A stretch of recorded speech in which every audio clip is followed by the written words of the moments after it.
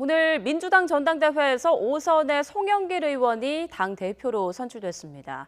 원내대표에 이어 당대표와 최고위원 등 여당 지도부가 결정되면서 앞으로 대선 준비에 속도를 낼 것으로 보이는데요. 여야의 신임 지도부 선출 소식과 전국 상황까지 짚어보겠습니다. 박창환 장한대 교수, 장성호 건국대 미래지식교육원장 두 분과 함께합니다. 어서 오십시오. 네, 안녕하세요. 네, 안녕하세요. 자, 먼저 오늘 있었던 민주당 전당대회 소식부터 좀 살펴보겠습니다. 민주당의 새 당대표로 당선된 송영길 의원, 5선에 인천시장을 지내기도 했고요. 또 비교적 개파 색깔이 옅은 인물로 거론되기도 하는데 승리의 요인을 좀 짚어볼까요? 먼저 교수님. 글쎄 친문이 아니라고 개파색이었다고 하지만 모두가 다 친문이라고 저는 생각이 들고 다만 강성이 아니냐 이렇게 표면적으로 내세우는 것이 있지 않습니까? 그리고 그동안 문재인 정부의 전면에 나섰냐 아니면 약간 후위 그룹에서 서포트했냐 그 차이인데 네. 어쨌건 오늘 그래도 강성 친문에 쏠린 친문에 대한 견제와 균형 이런 것들이 종합적으로 해서 표심이 나타났다고 보고 어떻게 보면은 저는 애초에 볼 때 그 홍영표 우원식 두 분이 후보 단일화를 하지 않을까. 그렇게 됐으면 상당히 간단히 끝났을 것 같은데 네. 그렇지 않고 세 분이 각각의 어떤 목표가 있지 않습니까? 홍영표 후보 같은 경우는 친문의 핵심으로서 친문 당원들이 단결을 하자 그렇게 했고 그리고 송영길 의원 같은 경우는 변화와 혁신을 주문했고 그리고 우원식 의원 같은 경우는 지난번에 사무총장까지 했기 때문에 이제 민생 그러나 이제 당원들은 어차피 세 분이 나왔기 때문에 사실은 국민들의 그렇게 관심도 크게 끌지 못해서 뻔한 인물, 뻔한 구도 이런 어떤 그 이번 전대의 특성인데 그렇기 때문에 지금 송영길 신임 당 대표가 쇄신이라든가 변화, 혁신에 상당히 큰 부담을 갖지 않을까 이렇게 생각이 들고 예. 그런 의미에서 이번에는 이 표심만 보면 친문 쏠림에 대한 견제와 균형의 당원들의 표심이 나타났다. 그렇게 저는 관전평을 하고 싶습니다. 네, 친문 쏠림에 대한 견제가 나타났다 이런 분석해 주셨는데요. 교수님께서는 이번 결과 어떻게 좀 분석하셨습니까? 대체로 비슷합니다. 전당대표의 90%가 대의원과 권리당원인데 네. 여기서 그 홍영표 후보하고 별 차이가 없었어요. 그러니까 여기서는 승부가 안 났고 네. 승부가 난 데가 일반 당원에서 이제 근 한 10% 정도 차이가 나는 바람에 이걸로 0.59% 차이로 당선이 됐거든요. 그렇죠. 자, 그렇게 본다면 권리당원이라든지 대의원에서 승부를 못 봤다. 근데 일반 당원에서는 좀 10% 앞섰다. 그렇게 보면 역시 당심은 조금 지난 재보선 패배를 굉장히 아파했다. 그리고 뭔가 좀 변화해야 된다. 안 그러면은 대선에 빨간불이 들어온다. 이런 것 때문에 상대적 비주류. 그러니까 이렇게 어떻게 보면 지난 원내대표 선거에서 경선에서 윤호중 원내대표, 그러니까 주류인 윤호중 원내대표가 당선된 게 이번에는 그 덕을 좀 보지 않았느냐. 만약에 이번에도 친문 주류가 만약에 당대표가 됐을 경우에 예. 도대체 변하겠다는 의지가 있는 거냐. 이런 이제 비판, 이런 압력을 받을 수밖에 없기 때문에 비주류를 갖다가 당대표로 선호하는 이런 것들이 조금 우세하로 나온 것 같습니다. 네, 말씀하신 대로 2위인 홍영표 후보와는 0.59%포인트. 자, 한 당직자는요, 내가 20년가량 지켜본 이 전당대회 표 중에 가장 작은 최소 득표차다. 이렇게 말을 하기도 했더라고요. 그리고 우원식 의원 같은 경우에도 거의 30% 가까이 표를 가져갔는데 거의 3분의 1씩 표를 가져갔다라고 보이거든요. 이 부분은 또 어떻게 해석할 수 있을까요? 이제 이 부분이 상당히 앞으로 지금 송영길 지금 신임 당 대표가 주장하는 것이 앞으로 개파 없다. 그리고 당과 대통령을 빼고는 나머지는 다 바꿔서 변화와 혁신을 이루어야 된다. 이렇게 얘기하지만 엄연히 지금은 대선 국면으로 바로 들어가지 않습니까? 네. 이렇기 때문에 신임 당대표 입장에서는 혁신의 부담도 가지만 혁신과 변화를 하려고 하면 정책 궤도가 수정이 돼야 되는데 오늘 포진된 최고위원들의 어떤 그 포진 면면도 마찬가지 좀 이따 말씀을 드리겠지만 예. 그것뿐만 아니고 지금 득표율에서도 세 분이 거의 비슷하게 지금 나누지 않습니까? 그리고 1, 2등 표차가 0.59% 표차 아주 근소한 표차로 지금 나눠져 있기 때문에 송영길 당대표 당선자가 그동안 쭉 얘기했던 앞으로 당에는 개파가 없다. 이런 것들을 무색하게 할 만큼 앞으로 대선 국면을 앞두고 그리고 대선 국면에 바로 들어가면서 당에는 훨씬 더 치열한 개파 간의 싸움이 일어날 가능성이 상당히 큰 그런 표심이었다고 봅니다. 네.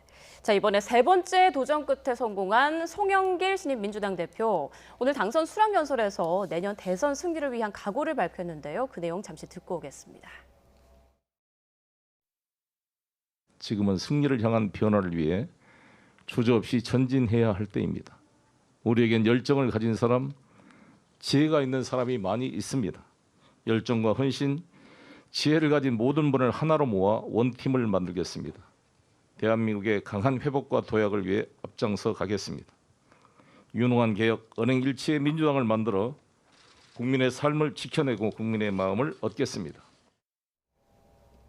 네, 유능한 기획을 통해서 국민의 마음을 얻겠다 이렇게 계속 강조하고 있는데 국민의힘은 당선에 대해서 기대보다 우려가 크다. 또 정의당은 소통과 협력의 정치를 기대한다. 이런 입장을 또 밝히기도 했습니다. 앞으로 어떤 노력을 가장 기울여야 한다고 보시나요? 사실 이제 대통령 임기 중반이라든지 또는 이제 막 선거가 끝났다 그러면 굉장히 많은 것들이 요구가 될 겁니다. 네. 일단은 뭐 지난 재보궐선거에서 나왔듯이 정책의 전환 뭐 이런 얘기도 요청이 많은 거고요.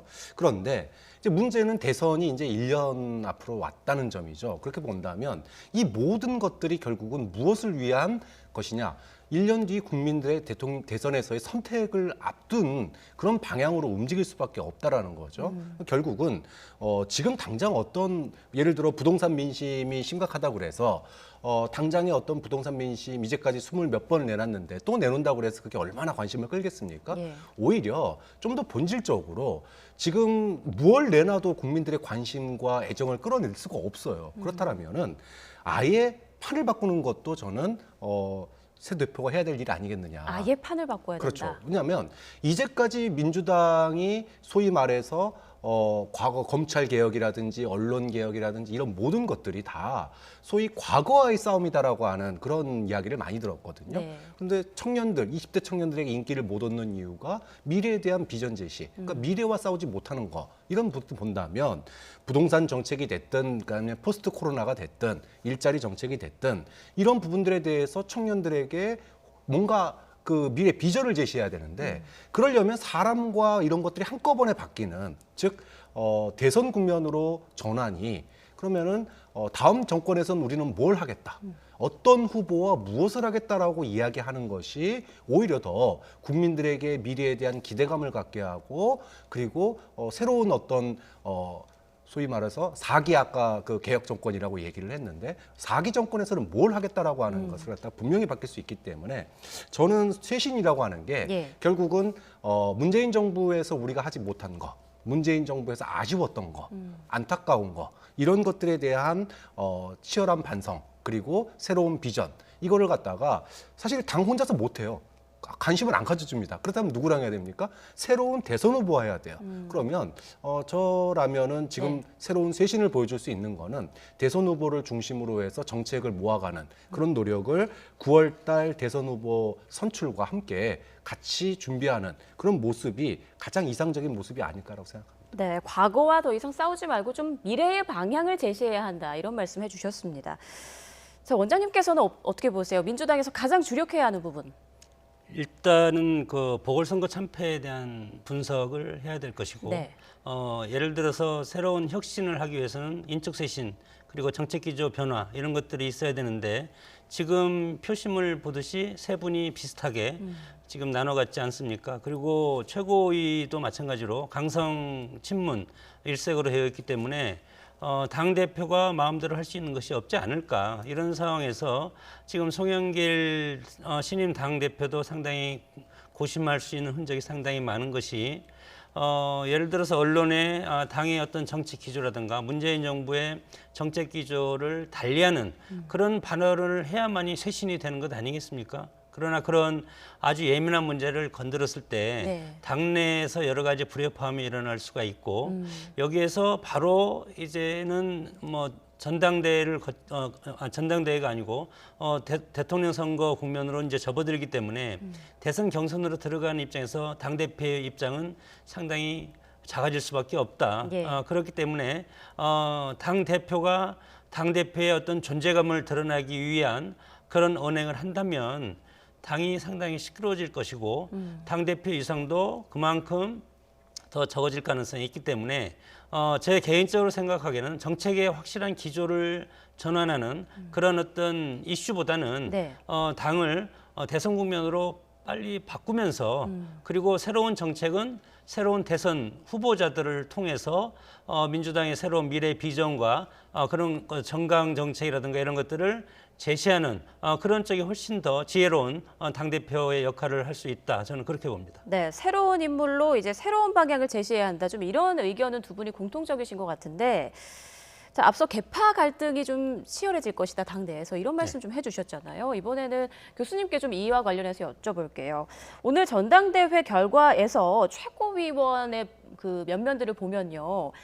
그중 득표율 1위를 한 게 친조국의 대명사격인 김용민 의원이란 말이죠. 그리고 두 여성 최고위원을 뺀 3명은 또 이른바 강성 친문으로 분류가 되다 보니 사실상 친문의 승리가 아니냐 이런 얘기가 나오고 있습니다. 이와 네. 관련해서 어떻게 보시나요? 뭐 권리당원의 힘을 보여줬다 이렇게 평가할 수밖에 없습니다. 지난번 지도부 구성 때도 박주민 의원이 이 권리당원들의 힘에 의해서 최고위원회에 올랐었는데 네. 이번에 그 흐름을 그대로 김용민 의원, 초선 의원이 최고위원회 1위 득표를 했어요. 네. 그러니까 권리당원들이 똘똘 뭉치면 얼마나 민주당 내에서의 파워가 굉장히 강한지. 사실 권리당원들은요, 그 114라고 그래서 홍영표, 강병원, 전해숙 이렇게 소위 말하면 세트로 찍는다는 운동을 했었거든요. 예. 그러면은 김용민 의원 같은 경우에는 워낙 이제 그 소위 강성 친문 내에서 인지도가 있는 거예요. 그러니까 어차피 이 사람은 당선되는 사람. 예. 그렇다라면은 거기에 강병원, 전해숙까지 해서 사실상 뭐 친문이 싹쓸이했다 이렇게 봐야 되거든요. 근데 이제 문제는 이것이 이제 그 당 대표 그 표 분석을 해보면은. 확실한 친문이 35%라는 얘기잖아요. 네. 홍영표 의원이 받은 표가. 그렇다면 35%가 어떻게 다수가 되는지를 보여준 그런 이제 좀 사례가 될 텐데 이제 여기에 다 맞춰서 당 대표가 과연 발목 잡히지 않고 소위 원팀을 유지하면서 정책 기조 변화, 그 다음에 인적 쇄신 할 수 있겠느냐? 그렇다면 저는 정책 하나하나를 놓고 예를 들어 검찰 개혁이나 언론 개혁 이런 거를 화두로 놓고 최고위원회에서 만약에 당 대표가 토의안에 올린다? 그러면은 못 살아납니다, 당 대표가. 네. 결국은 그래서 아까 인적 쇄신과 정책 기조의 변화를 한꺼번에 할 수 있는 게 구도 자체가 바뀌어야 된다. 그렇다면은 차기 대선 주자 이런 경쟁으로 어차피 9월 달에 당 대표 선출하려면 6월 달 다음 달부터 경선 시작해야 돼요. 그러면은 이쪽으로 나가면서 이 최고위원들의 당의 그 소위 강성 지지자들을 미래에 대한 고민으로 그러니까 당원들을 갖다가 미래에 어떤 정책으로 우리가 만들어가는 것들이 국민들의 호감을 살 것인가라고 그 강성 친문들의 에너지를 갖다가 미래의 동력으로 삼아야지 이거를 분쟁의 씨앗으로 삼는 오를 범하면 안 된다. 좀 그런 점에서 이번 그 최고위원 과정에 최고위원 선출에서 소위 강성 친문의 위력이 발현됐다면 이 에너지를 갖다가 당 대표가 어떻게 활용하느냐가 중요하다. 저는 그런 점에서 결국은 대선의 정책. 당의 정책으로 이 최고위원들의 역량을 갖다 결집시키는 게 전 당대표가 해야 될 일이라고 봅니다. 네. 그리고 또 하나 당대표 선거 규정에 문제가 있다라는 지적도 있더라고요. 이제 당원 표심이 90% 반영되다 보니까 나오는 얘기인 것 같아요. 어떻게 생각하십니까? 원래는 이제 진보 계열의 정당에서 100% 국민 경선을 많이 했었는데 네. 지금 권리당원 40%, 대의원 45%, 국민 10% 당원 5%. 이런 규정을 만든 것은 김한길 대표 시절에 이때부터 이제 만든 지도부에서 만든 그런 어떤 규정인데 사실은 이런 어떤 대표 선거 투표 비중을 시대에 맞게 민주당답게 이것을 뭐 100% 국민 경선이라고 하기는 그렇지만 그럼에도 불구하고 저는 친문, 강성 친문이라고 하지 않습니까? 네. 민주당의 강성 친문이 예를 들어서 뭐 한 뭐 20만 명에서 뭐 원래 당원은 69만 명이라고 그러는데 여기에서 뭐 강성 친문이 상당히 많이 포진하고 있지 않습니까? 이런 것들은 민주당의 어떤 생명력이 오래 지속될 수 있는 그런 동인이기 때문에 다른 당에서도 이것이 내신 분은 상당히 이제 부러울 텐데 그러나 이런 것들이 여러 가지 이제 부작용이 또 있지 않습니까? 그래서 이런 것들을 당 내부에 있는 국회의원들이라든가 당 지도부라든가 그리고 소위 말해서 당의 원로분들이 이런 것들의 어떤 강성 친문들의 이런 행태 이런 것들을 약간 부드럽게 순화를 하면 정당에 상당히 큰 활력이 있는 그런 에너지로 전환시킬 수가 있을 것이다. 그럼에도 불구하고 저런 포인트가 예를 들어서 상대방 어떤 경쟁자라든가 이렇게 해서 문자폭탄 같은 걸 지금 날리는 그런 부작용이 상당히 많이 나오고 있지 않습니까? 네. 이런 것들을 완화시키기 위해서는 현재 이런 선거제도 이런 것들을 전통적으로 진보계열 정당에서 하고 있는 국민들한테 50% 이상을 넘겨주는 그런 어떤 선거 제도를 바꿀 수 있는 것이 좋을 텐데 또 당에 들어가 보면 당원들을 상대해서 끈끈한 그런 모습을 통해서 여러 가지 당직이라든가 이런 것들을 그리고 또 이분들이 결국은 총선 후보들도 결정할 수 있는 그런 분들 아니겠습니까? 네. 그렇기 때문에 이런 분들을 무시할 수도 없고 그리고 이런 분들을 또 줄일 수도 없는 것이 지금 우리 정당의 현실이라고 봅니다. 그렇군요. 자, 지금까지 오늘 있었던 민주당 전당대회 이야기를 좀 나눠봤고요. 이번에는 국민의힘 상황도 좀 들여다보겠습니다. 국민의힘도 지난 금요일 신임 원내대표를 선출했는데요. 4선의 김기현 의원이 당선됐죠. 그런데 취임하자마자 이제 정부와 여당을 향해서 비판의 목소리를 높이고 있는데 법사위원장 반환 요구에 이어서 오늘은 정부의 그 백신 확보에 대해서 비판의 목소리를 또 냈더라고요. 어떻게 네. 보십니까? 네. 사실 뭐 김기현 원내대표가 개인적으로는 그렇게 또 그 소위 강성투쟁 일변도의 사람은 아니거든요. 예. 그럼에도 불구하고 사실 이제 원내대표는 그 시기에 따라서 역할이 바뀔 수밖에 없습니다.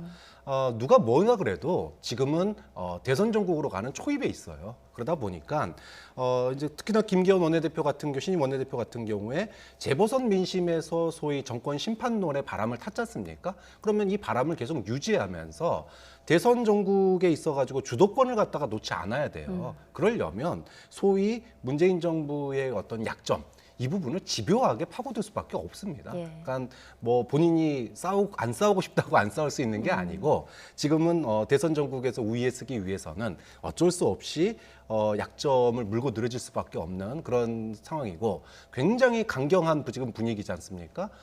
당연히 여권도 맞서 싸울 수밖에 없어요. 그러니까 이게 국회에서 올 가을 들어서면 완전히 이제 대선 분위기로 바뀌거든요. 예. 올 정기국회 끝나면은 사실상 이제 대선 정국으로 가야 되는데 그 정기국회에서 입법 이것이 아마 마지막 원내 정치가 되지 않을까. 그런데 그 원내 정치가 민주당이 이번에 대선 전에 꼭 바꾸고 싶은 그런 입법 과정들이 있을 거고 또 그것을 막아야 되는 게 또 국민의힘의 소위 이건 국민의 명령이다 그러면서 막을 거예요. 그렇게 본다면 결국은 올 정기국회는 굉장히 험난한 정기국회가 될 수밖에 없다. 이거는 뭐 대선 앞두고 시기적으로 어쩔 수 없는 그런 국면인 것 같습니다. 네. 앞서 제가 말씀드린 대로 김기현 지금 원내대표가 여당을 향해서 비판한 내용 크게 두 가지입니다. 법사위원장을 돌려달라. 네. 그리고 백신 확보 실패다 이런 부분인데 먼저 백신 확보에 관련해서 국정조사까지 필요하다는 주장을 했단 말이죠. 이 현실성 있을까요? 뭐 야당이 지금 과거 같으면 장애투쟁을 나갔을 겁니다.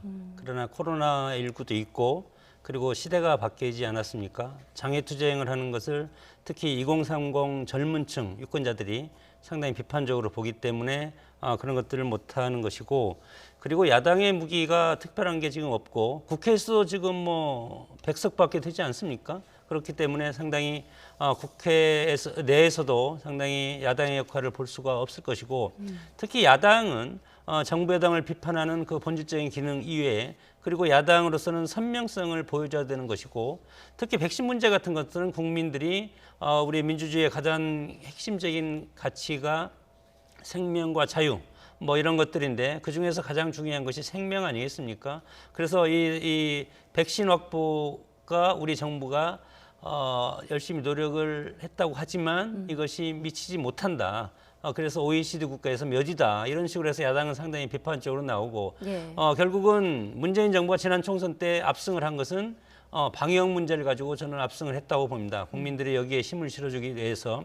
그러나 지금 현재에 있어서는 이 백신이 만약에 현 정부의 실패다 이렇게 규정이 된다면 다음 대선에는 치명적일 수밖에 없다.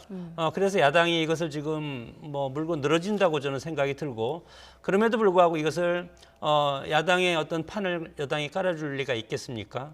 그래서 국정조사를 요구를 한다고 하지만 여당 입장에서는 그것은 정쟁이다. 이것은 정부가 열심히 하고 있다. 그렇게 해서 서로 정치적인 공방으로 끝나지 않을까 저는 그렇게 판단이 됩니다. 네, 국민의힘 신임 당대표는 이제 다음 달 초에 뽑힐 것으로 예상이 되는데요. 먼저 조혜진 의원이 출사표를 던졌고 내일 홍문표 의원이 또 출마 기자회견을 한다고 합니다. 그 밖에 거론되는 인물만 뭐 10여 명이다 이런 얘기가 있는데요. 당대표 경선 어떻게 전망하시나요? 사실 이렇게 뭐랄까요 이변은 없을 거다 이렇게 보는 게 맞을 것 같아요. 그러니까 김기현 원내대표의 당선이 보여주는 바가 예. 소위 친박 출신 후보가 1차 투표에서 30표를 얻었습니다. 김기현 의원은 뭐 본인은 친박이 아니지만 사실은 누가 밀어줬냐? 사실 한국당 대표였던 그 황교안 전 대표, 그다음에 나경원 전 원내대표. 이분들이 밀어줘가지고 34표인가요? 1차에서 얻었어요. 자, 그렇게 본다면 김기현 원내대표의 당선은 곧 나경원 당대표의 당선이다. 이렇게 보는 시각이 굉장히 높거든요. 자, 그렇다면 당대표 경선 아직 이제 뭐 구체적으로 뭐 시작되진 않았지만 그렇죠. 늘 흐름은 구주류가 당을 장악하는 이런 흐름으로 갈 가능성이 개연성이 지금 이제 보이기 시작을 한 거예요. 자, 이거를 갖다가 제동을 걸 수 있겠느냐. 소위 과거의 탈당파, 비박이라고 불렸던 사람들이 합쳐가지고 37표 나왔습니다. 그러니까 이제 결국은 3분의 1이 있는 거예요. 그럼 결국은 3분의 2는 황교안 전 대표가 공천을 줬던 사람들이 이번에 국회의원 된 거 아닙니까? 3분의 2는 구 당권을 영향력이 있다는 거죠. 자, 그렇게 본다면 앞으로의 판세, 과연 이대로 그냥 구 당권파가 그대로 다시 당권을 가져간다면 향후 이것이 대선 국면에서 어떤 영향을 미칠지 굉장히 주목되는 부분이기 때문에 이 추세의 변화가 있을지 봐야 될 것 같습니다. 네, 장 교수님도 말씀해 주시죠. 이제 저는 이제 교수님과 약간 다르게 지금 오늘 민주당 전당대회도 봤지만 핵심 당원들 그리고 하여튼 뭐 권리 당원이라든가 일반 당원들이 표심이 상당히 중요하지 않습니까? 마찬가지로 지금 국민의힘도 근거지가 TK 대구 경북이기 때문에 대구 경북의 어떤 당원이 40% 정도를 지금 차지한다고 봅니다. 뭐 황교안 전 대표의 영향력이 있을 수도 있고 그리고 나경원 전 원내대표도 힘이 있을 수도 있는데 현실적으로 지금 지난번 서울시장, 부산시장 선거를 승리로 이끈 주호영 원내대표 있지 않습니까? 지금 민주당 당대표 송영길 의원도 5선이고 마찬가지로 주호영 의원도 지금 5선입니다. 그렇기 네. 때문에 지금 주호영 의원이 당대표에 명확하게 지금 나서겠다 이런 의중을 비추고 있기 때문에 저는 TK 당원들이 40%를 차지하고 있다고 봤을 때 이번 전당대회는 국회의원들이 뽑는 것이 아니고 당원들이 뽑는 것이기 때문에 주호영 전 원내대표죠. 원내대표가 상당히 당대표로서 가까이 가고 있는 것이 아닌가 저는 그렇게 이제 판단을 합니다. 네. 자, 그리고 윤석열 전 총장의 행보도 국민의힘 당권 구도의 변수로 지금 꼽히고 있는데요. 윤 총장의 자맹이 길어지면서 야권에서는 플랜 B를 고려해야 한다 이런 얘기도 나오더라고요. 네, 윤 전 총장에 대한 압박이죠. 윤 전 총장의 행보가 늦어지니까 이제 뭔가 입지를, 그러니까 정치를 하겠다라고 하는 표현이라든지 네. 직접 국민의힘을 안 만나더라도 김종인 전 비대위원장이라도 만나는 모습을 보여주면 향후에 우리랑 함께 하겠구나 이런 가능성이 보일 텐데 이런 방법 없으니까 이거 혹시 출마 안 하는 거 아니야? 이게 최악의 상황 아닙니까? 그렇죠. 국민의힘으로서는. 그러다 보니까 플랜 B 얘기 나오는데 사실 플랜 B에 나올 만한 사람이 뭐 몇 분 있긴 하지만 윤석열 전 총장만큼의 파괴력이 있지는 않아요. 그런 점에서 본다면 윤 전 총장에 대한 압박, 이제 슬슬 나오지 그래? 이제 그러면 이제 우리한테 손 내밀지? 뭐 이런 정도의 압박으로 지금 봐야 될 것 같습니다. 그런데 지금 국민의힘 내부에서는 윤 전 총장을 향한 그 시선이 좀 양갈래로 나뉘지 않습니까? 뭐 정치를 하려면 일단은 호랑이를 잡으려면 호랑이 굴에 들어가서 대통령이 된 분이 김영삼 전 대통령인데 윤석열 전 검찰총장은 정치를 해본 적이 없습니다. 그렇기 때문에 물론 밖에서 관전자로서 이렇게 정치하는 분들 이런 식으로 이제 관찰을 했겠지만 실질적으로 이명박 박근혜 대선 경선을 할 때 상당히 양쪽 다 치명상을 입고 결국은 그런 것들 때문에 경선 과정에서 있었던 것 때문에 사실은 퇴임 후에도 이런 사법적인 조치를 지금 받고 있고 이제 그런 측면이 있는데 네. 이런 차원에서 지금 정치를 해보지 않은 윤석열 전 총장이 당에 들어온다. 일단 그러면 당내에서 치열하게 검증을 거치고 그리고 당내에서도 치열하게 외부적인 그런 싸움보다도 내부적인 경쟁이 훨씬 더 치열한 것 아니겠습니까? 이런 상황에서 이것을 저는 훨씬 큰 상처를 입고 대선에 대한 어떤 정치에 대한 환멸을 느낄 가능성도 있지 않을까 이렇게 판단이 되고 그렇기 네. 때문에 당에는 두르지 않고 장외에서 좀 더 판단을 독자적으로 할 수도 독자적으로 있다. 갈 가능성이 저는 훨씬 크지 자. 않을까 이렇게 생각이 듭니다. 마지막으로 지금 시간이 없어서 짧게 질문 하나 드릴게요. 일각에선 김종인 전 위원장이 차기 주자로 김동연 전 부총리를 염두에 두고 있다 이런 얘기가 나오는데 이 부분은 어떻게 보시는지요? 김종인 비대위원장의 협박이죠. 윤 전 총장에 대한 네.